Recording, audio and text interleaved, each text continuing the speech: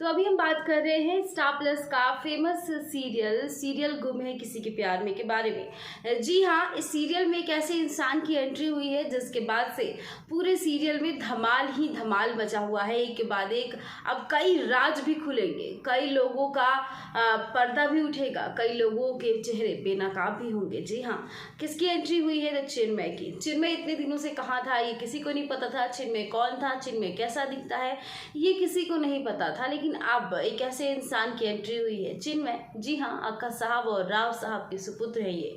जब से ये आए हैं भोसले परिवार की नींव हिलाकर रख दिए हैं। और आज जब वो घर में आए और अपनी हक के लिए आवाज उठाना शुरू किया तो बाप और बेटे के बीच में बहस हो गई। और बहस होते होते यहाँ तक गई कि अब ईशान के सामने चिन्मय ने ये राज खोल दिया कि आखिरकार उसकी माँ ईशा भोसले को किस तरीके से घर से निकाला गया था। भाई, ईशान के सामने इस राज का खुलना बहुत बड़ी बात है। अब कई लोगों के राज खुद न खुल जाएं, कई लोगों के चेहरे न बने बेनकाब हो जाएं जो ईशान के सामने इतने अच्छे से बनकर रहते हैं। देखिए अब क्या होने वाला है, कितना धमाल मचने वाला है। उसके पहले आपको हम थोड़ा सा बैकग्राउंड बता देते हैं। दरअसल राव साहब ने चिन्मय से कहा कि तू भी इस घर में रह ले, मैंने बहुत सारे नौकर पाल रखे हैं, नौकर के साथ रह। अब एक नौकर के साथ एक रूम में जाता है चिन्मय, तो नौकर को कहता है कि तुम सोएगा बेड पे, मैं नीचे सोऊंगा।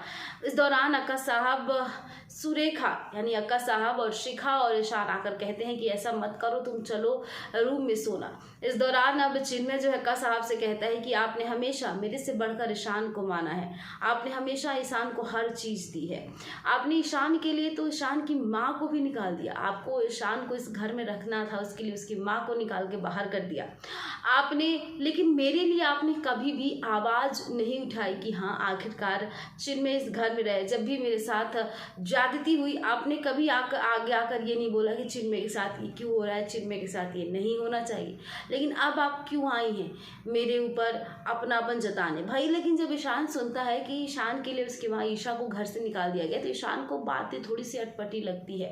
भाई, अब चिन्मय आया है, अब चिन्मय ईशा के बारे में बहुत सारी बातें बताता है कि कैसे ईशा को सब लोगों ने यानी अक्का साहब राव साहब ने मिलकर घर से निकाला था। किस तरीके से जब अपने बच्चे को ले जाने की जिद कर रही थी अपने मायके, उन्हें नहीं जाने दिया गया और बच्चे को रख लिया गया। तो क्या ये बातें को सुनकर अब ईशान क्या करेगा? आप हमें कमेंट करके जरूर बताइएगा।